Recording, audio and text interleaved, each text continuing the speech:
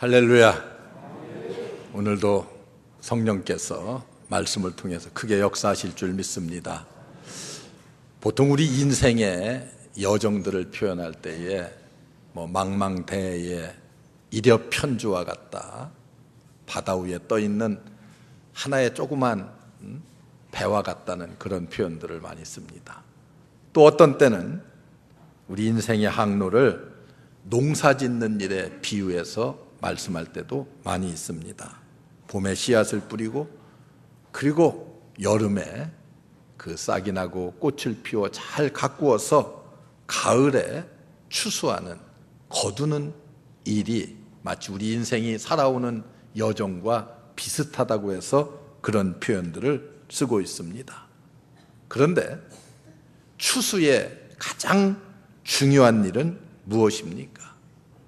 그것은 알곡을 많이 거두는 일이 추수의 가장 중요한 요소입니다. 목적이기도 합니다. 농부가 농사를 지을 때는 어떤 목적을 가지고요? 가을에 풍성한 열매와 결실을 거두기 위해서 열심히 땀을 흘려 곡식을 가꾸고 거둡니다. 오늘 말씀을 보시면은요, 요단강가에서 세례 요한이 세례를 베풀고 있습니다. 세례 요한은 어떤 사람입니까?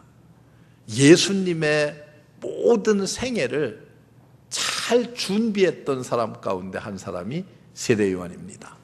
세례 요한은 예수님보다 약 6개월 정도 먼저 태어났어요. 예수님과 똑같이 기적적인 역사를 통해서 탄생합니다. 그래서 예수님이 동정녀 마리아에게서 태어나는 것을 그렇게 사람들이 낯설어하지 않도록 예수님의 탄생을 준비하는 것 같은 느낌을 받도록 6개월 전에 기적으로 태어나요. 그리고 예수님이 이제 공생애를 시작하기 전에 먼저 광야에 나가서, 요단강가에 나가서 세례 요한이 많은 사람들에게 세례를 베풀고 그리고 천국 복음을 증거하기 시작합니다.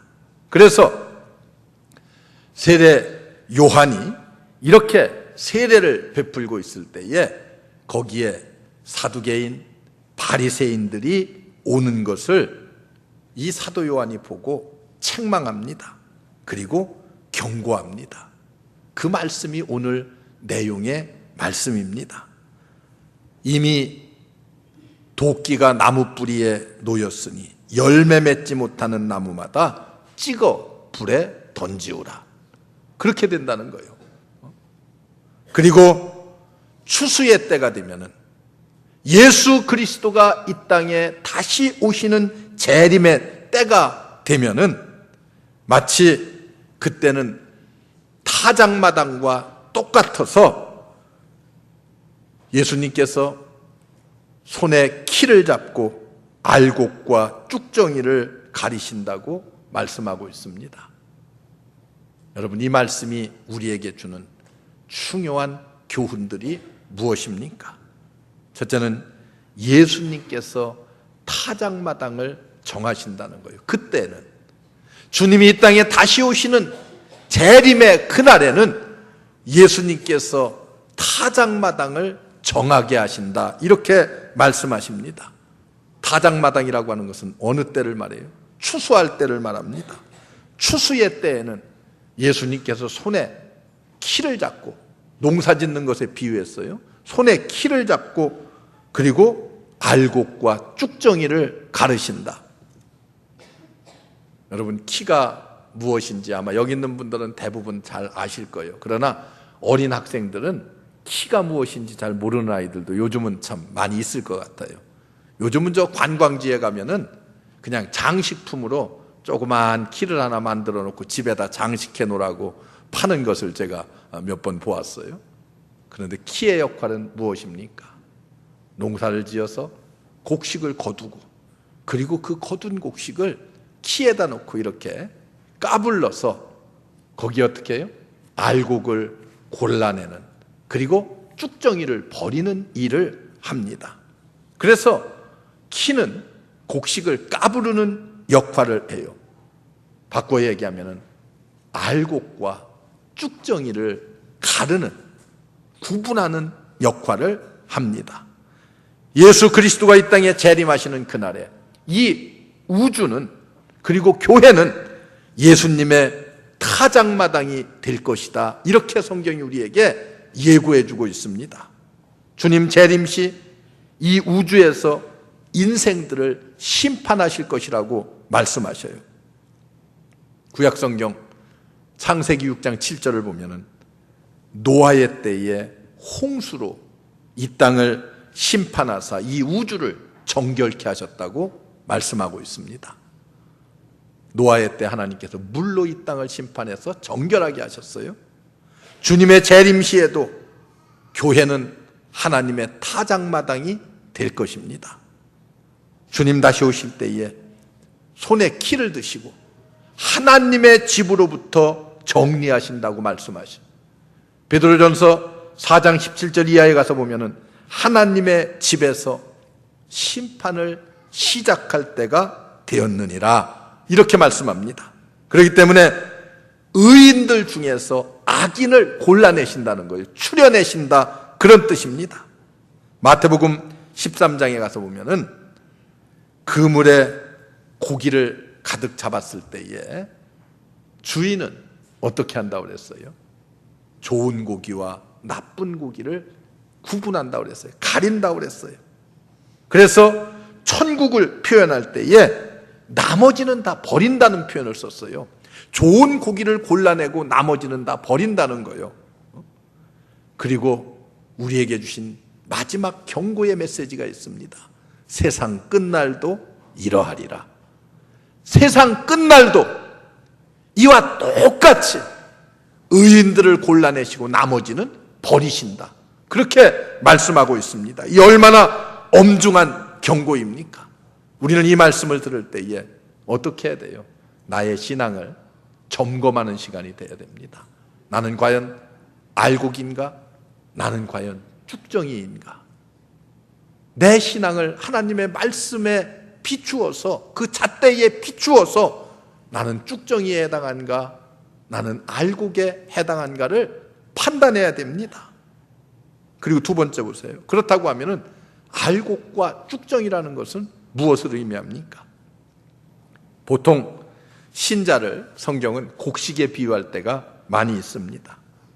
밭이나 논에 곡식이 있을 때에는 알곡과 쭉정이를 구분하기가 굉장히 어려워요.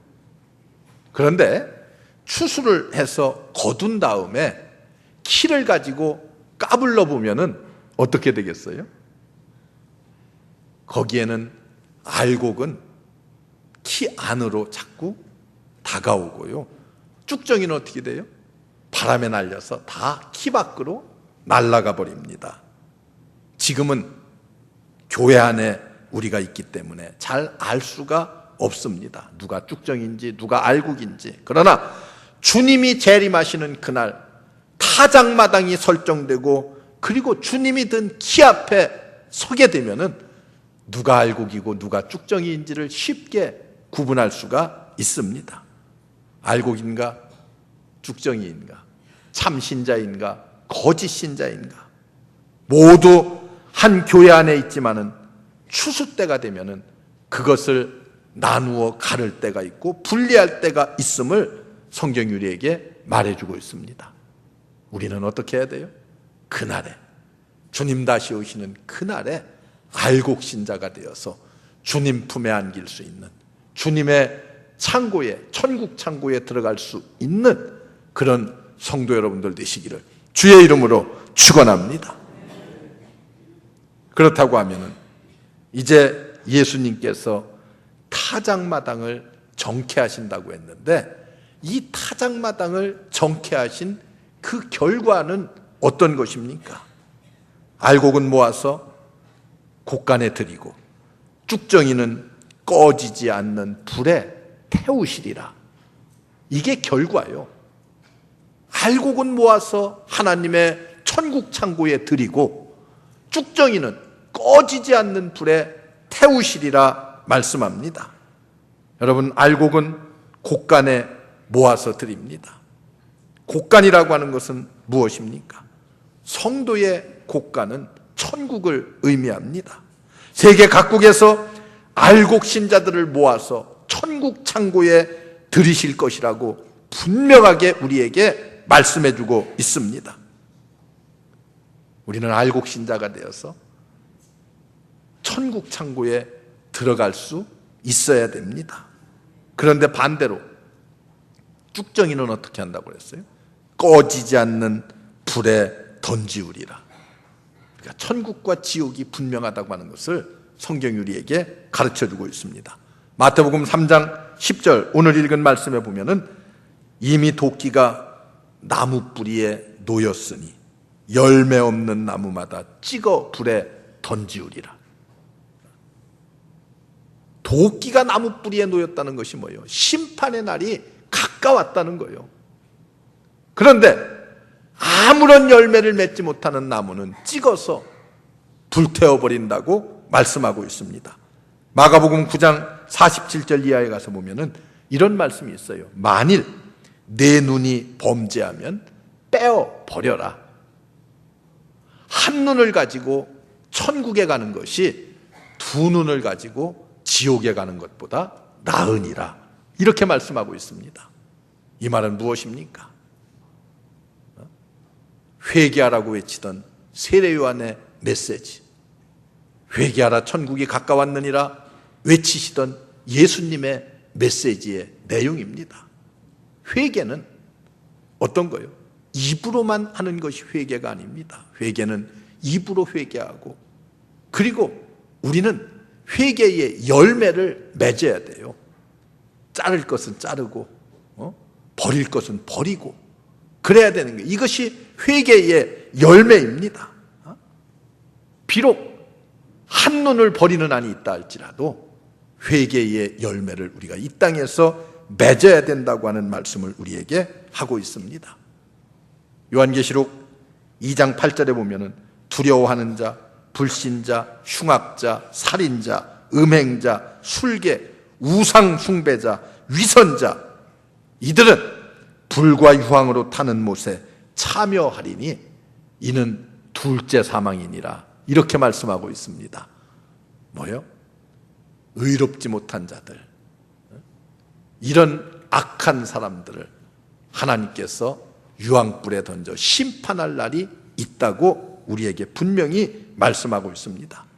알곡과 쭉정이, 성경은 언제나 종말의 때, 추수의 때에는 하나님의 나라가 임할 것이고, 그 하나님의 나라가 임하는 그때에는 두 가지로 구분한다고 분명히 우리에게 말씀을 해주고 있어요.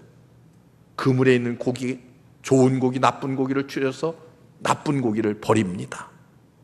열 처녀의 비유를 여러분들이 잘 알잖아요. 천국에 대한 비유를 말씀하실 때에 열 처녀의 비유를 말씀했어요. 신랑을 맞이할 준비를 한 지혜로운 다섯 처녀, 준비를 하지 못한, 등불을 준비하지 못한 미련한 다섯 처녀. 다섯 처녀는 어땠어요? 혼인잔치에 참여하지 못하고 슬피 울며 이를 갈미 있으리라. 이렇게 경고의 메시지를 주고 있습니다. 노아의 때 온 땅이 물로 심판을 받았지만은 노아와 그리고 그의 가족들은 어떻게 했어요? 구원을 받았습니다. 구원을 얻었어요. 이렇게 구별해요. 때로는 사냥과 면양을 가르듯이 하나님께서 의인과 악인을 구별하실 것이다. 그날에는 천당과 지옥이 분명히 갈리는 그때가 바로 어느 때요? 주님이 땅에 다시 오시는 재림의 때가 될 것이라고 말씀합니다. 좌가 아니면 우입니다. 이것도 저것도가 아니에요. 어느 한쪽에 우리는 속할 수밖에 없습니다. 이 두 종류가 언제 분리되느냐? 추수의 때, 주님이 다시 오시는 그때. 그런데 성경은 이렇게 말합니다. 그때까지는 분리가 불가능하다 말씀합니다. 한 집안에, 한 교회 안에 함께 공존합니다. 누가 공존해요? 알곡과 가라지가 함께 공존합니다. 예수님이 이렇게 말씀하셔요. 내버려 두거라. 가라지를 뽑다가 알곡까지 다칠까 염려스럽다. 이렇게 말씀하고 있습니다. 하나님의 교회 안에도 가라지가 있다고 하는 것을 성경이 우리에게 말씀해 주고 있습니다. 이것들을 볼 때에 우리 신앙생활을 좀 새롭게 할 수가 있어야 돼. 나는 가라지가 되지 말아야 됩니다. 가라지가 되어서는 안 돼요. 누구 때문에 교회 나갈 수 없다. 이건 진짜 어리석은 신앙이에요. 누구 때문에? 교회에는 왜요? 알곡 신자도 있지만은 쭉정이 신자도 있습니다. 죄송하지만. 그러면은 비록 만약 그 사람이 가라지라고 한다고 하면은 예수님 뭐라고 말씀하셔요? 그가 가라지인 줄을 다 알면서도 내버려 둬라. 언제까지? 심판의 때까지 내버려 두라는 거예요. 왜요? 자칫 가라지를 뽑다가 알곡이, 주변에 있는 알곡이 다칠까 염려스럽다고 말씀합니다. 알곡 신자는 어떤 신자예요? 온전한 그리스도인. 주님 심판의 날까지 어때요? 선과 악이 공존한다는 거예요. 이 세상도 교회 안에도 선과 악이 공존합니다. 의와 불의가 함께 공존합니다. 그렇기 때문에 주님 다시 오실 때까지 세상이 완벽하게 변화되고 달라질 수가 없습니다. 이것이 성경적이에요. 주님 오시는 날까지는요, 어쩔 수 없이 의와 악이 공존합니다. 주님이 오시기 전에는 완전한 정화가 이루어질 수가 없습니다. 그래서 성경은 이런 말씀을 하셔요. 악인의 형통함을 부러워하지 말아라. 악인이 잘 되는 것을 샘내지도 말고 그거 보고 낙심하지도 말라는 거예요. 많은 사람들이 그런 말들을 많이 해요. 아이고 저 사람은 좀 세상도 악하게 사는 것 같은데, 그런데 뭐 자식도 잘 되는 것 같고 사업도 잘 되는 것 같고 돈도 잘 버는 것 같고 모든 게 다 형통해 보여. 형통해 보여. 나는 의롭게 살려고 노력하고 이렇게 수고하고 애쓰는데도 나는 왜 이럴까? 이렇게 낙심하고 또 질투하고 그런 일 때문에 그런 걸 부러워하는 그런 사람들이 없지 않아 있습니다. 그런데 예수님은, 그리고 하나님께서 이미 우리의 이런 것들을 다 아셨어요. 악인의 형통함을 부러워하지 말아라. 그렇게 말씀합니다. 왜? 때가 되면은, 주님이 땅에 다시 오시는 그날이 되면은 악인들은 다 심판을 받을 수밖에 없기 때문에 그래요. 악인과 의인을 구분할 그날이 다가오고 있기 때문에 성경은 그렇게 말합니다. 우리는 어떤 신자가 돼요? 알곡 신자가 되어야만 합니다. 그래서 우리 모든 성도들은 알곡 신자가 되어야 돼. 알곡은 곧 천국 시민을 의미하고 있습니다. 알곡은 어떻습니까? 알곡의 모습은 어때요? 알곡은요, 무게가 있어요. 진중합니다. 무게 있는 신자가 돼야 돼요. 쭉정이처럼 가벼워서 뭐 여기 뭐 좀 기적 같은 것이 나타나는 것 같다면 거기 가서 삐쭉, 또 여기 가서 삐쭉. 성경은 그것을 뭐라고 말하는 줄 알아요? 좌로나 우로나 치우치지 말아라. 그렇게 말해요. 가벼워서 바람에 그냥 흩날려서 이리저리 흔들리는 그런 신앙의 사람이 되지 말아라. 알곡 신자는 어때요? 무게가 있어요. 키를 가지고 곡식을 까불는다고 하는 것은 뭘 가지고 좌우되는 줄 알아요? 무게 가지고 좌우되는 거예요. 알곡은 무게가 있기 때문에 묵직해서 이렇게 던져도 제자리로 떨어지고 안으로 자꾸 파고들어요. 그런데 쭉정이는 어때요? 던졌을 때에 바람에 훌쩍 날아가 버리고 마는 거예요. 키로다가 알곡과 쭉정이를 가른다는 것은 그렇게 가르는 것입니다. 그렇기 때문에 우리는 날려다니는 신앙이 되어서는 안 돼요. 무게 있는 신앙, 진중한 신앙의 사람이 돼. 이게 알곡 신자의 모습입니다. 알곡 신자는요, 겸손해요. 고개를 숙일 줄 압니다. 가을에 저 들판에 가서 별을 한번 보세요. 누런누런 익어갈 적에는요, 다 고개를 푹 숙이고 있습니다. 그런데 가을에 누런 들판에 꼿꼿하게 고개를 세우고 있는 벼는 다 쭉정이요. 쭉정이는 다 꼿꼿하게 고개를 세우고 있습니다. 바울의 모습을 보세요. 사도 바울은 부활하신 주님을 만나고 난 뒤에 그가 얼마나 겸손해졌습니까? 과거에 하나님을 잘 섬긴다고 믿는다고 교만했던 그의 마음들이 다 사라지고 이제는 하나님 앞에 겸손해졌어요. 얼마만큼 겸손해졌어요? 나는 만삭되어서 나지 못한 자와 같은 그런 사람입니다. 자기 자신을 칠삭둥이 팔삭둥이에 비유해서 말씀하고 있어요. 나는 죄인 중에도 괴수와 같습니다. 죄인의 우두머리와 같은 사람이었습니다. 그런 고백 아니에요? 그리고 나는 사도라고는 하지만은 사도 중에는 가장 작은 자입니다. 이렇게 표현했어요. 부활하신 주님을 만나고 우리가 참 성도가 되고 나면은 이런 겸손한 모습이 보여져야 됩니다. 나타나야 됩니다. 이게 알곡신자의 모습입니다. 알곡은 생명이 있습니다. 알곡은요, 그 속에 생명이 있어요. 언제나 심으면은 싹을 내고 꽃을 피우고 30배, 60배, 100배의 열매를 맺습니다. 결실을 해요. 왜 그래요? 거기에 생명이 있기 때문에 그래요. 생명이 있기 때문에. 그래서 알곡은 종자로 쓸 수가 있어요. 여러분들 나 스스로를 한번 생각해 봐요. 나는 알곡 신자인가? 아니면 쭉정이와 같은 생명 없는 신자인가? 어디든지 생명이 있는 것은 중요합니다. 생명이 있는 것이 중요해요. 로마서에 보면은 8장에 누구든지 그리스도의 영이 없으면 그리스도의 사람이 아니니라 이렇게 말해요. 우리 속에 생명의 씨앗이 되는 예수 그리스도가 없다고 하면은 우리는 어때요? 우리는 알곡 신자가 될 수 없습니다. 이 말은 바꿔 얘기하면은 너희 속에 그리스도가 있느냐? 너희 속에 생명의 씨가 있느냐? 그걸 묻는 거예요. 요한복음 1장 12절을 보시면은 성경은 이렇게 말합니다. 아들이 있는 자에게는 생명이 있고 아들이 없는 자에게는 생명이 없느니라. 성경이 우리에게 그렇게 말해요. 예? 여러분, 살아있다고 하는 것은 생명이 있는 거예요. 그리스도인이 살아있다고 하는 것은 내 안에 예수 그리스도가 있습니다. 내 안에 복음이 있고 그 예수 그리스도로 말미암아 살아 역사하는 모습을 여러분들이 보일 수가 있습니다.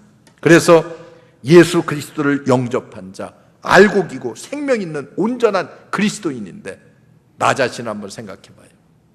내 속에는 생명이 있는가? 나로 말미암아 30배, 60배, 100배의 열매와 결실을 맺을 수 있는 잠재력을 나는 가지고 있는가? 알곡은요, 값도 비쌉니다. 값어치가 있어요. 쭉정이 한 가마하고 알곡 한 옵하고 바꾸자고 하면은 누가 그 쭉정이 한 가마하고 알곡하고 바꾸겠습니까? 왜 그래요? 알곡은 적지만은 값어치가 있는 거예요. 그래서 농부는 알곡을 중요시 여기고 한 알이라도 떨어지지 않게, 땅에 떨어지지 않게 그 알곡을 거두기 위해서 부단히 노력하고 수고합니다. 우리는 어떤 신자가 돼요? 값 있는 성도가 돼야 됩니다. 꼭 있어야 될 사람이 되어야만 합니다. 어디에 내놓아도 쓸모 있는 성도가 되어야만 합니다. 누가 보아도 이 사람은 정말 필요한 사람이라고 하는 그런 살아있는 생명력 있는 값어치 있는 성도가 되어야만 합니다. 있으나마나 해서는 안 돼요. 있으나마나. 농부는 이 알곡을 바라보면서 소망하면서 어떻게 해요? 땀을 흘리고 노력해서 가을의 결실을 거두어냅니다. 하나님도 이 알곡 신자를 거두기 위해서 어떻게 하셨어요? 독생자 예수 그리스도를 이 땅에 보내시고 십자가 위에서 죽게 하심으로 희생하심으로 말미암아서 많은 사람들이 알곡 신자가 되어서 천국에 올 수 있는 길을 열어주셨어요. 하나님도 알곡 신자를 만들기 위해서 독생자 예수 그리스도까지 희생의 제물로 내어 놓으셨습니다. 그리고 이렇게 알곡이 되었을 때에 우리는 하나님의 곳간에 드림을 받는 그런 영광스러운 날이 우리에게 주어집니다. 곡식의 마지막은 어디입니까? 곡간에 들어가는 거요. 성도의 최종 목표는 어디입니까? 하나님 나라입니다. 성도의 최대 소망은 주인의 창고인 하늘나라에 들어가는 것, 이것이 성도의 최대의 목표입니다. 이 하나님의 영원한 나라에 들어가기 위해서 우리는 때로 힘들고 어려워도 괴로워도 그리고 참고 견디는, 왜 참고 견뎌요? 영원한 하나님의 나라의 소망이 우리에게 분명하기 때문에, 소망이 분명하면 어려움을 참고 견딥니다. 소망이 없으면 사람들은 어때요? 낙심하고 좌절하죠. 우리에게는 영원한 하나님의 나라가 준비되어 있습니다. 이것이 우리의 최대의 목표고 우리의 소망입니다. 그 하나님의 나라는 우리의 눈물과 근심과 걱정과 고민이 다 해결되고 행복과 기쁨이 넘쳐나는 나라가 될 것입니다. 우리 모두 알곡 성도가 되어야 될 이유가 바로 여기에 있습니다. 하나님이 기뻐하시는 신앙의 사람, 온전한 그리스도인들, 우리 중앙교회 모든 성도 여러분들 되시기를 주의 이름으로 축원합니다. 주님이 오시는 그날에 주인의 곳간인 하나님의 나라에 모두 들어가는 축복이 이 자리에 함께한 우리 모두 위에 함께 하시기를 주의 이름으로 축원합니다. 기도하겠습니다. 은혜로우신 하나님, 감사합니다. 우리를 부르시고 예수 그리스도를 통해서 구원의 기쁨과 감격을 주신 것 감사합니다. 이제 하나님의 백성으로서 온전한 알곡 성도들이 되게 하옵소서. 그날에 하나님의 나라에 한 명도 낙오되는 자가 없이 함께 들어가 주님과 더불어 기쁨을 누리며 축복을 누리는 우리 모든 성도들 삼아 주시옵소서. 예수님의 이름으로 간절히 기도하옵나이다. 아멘.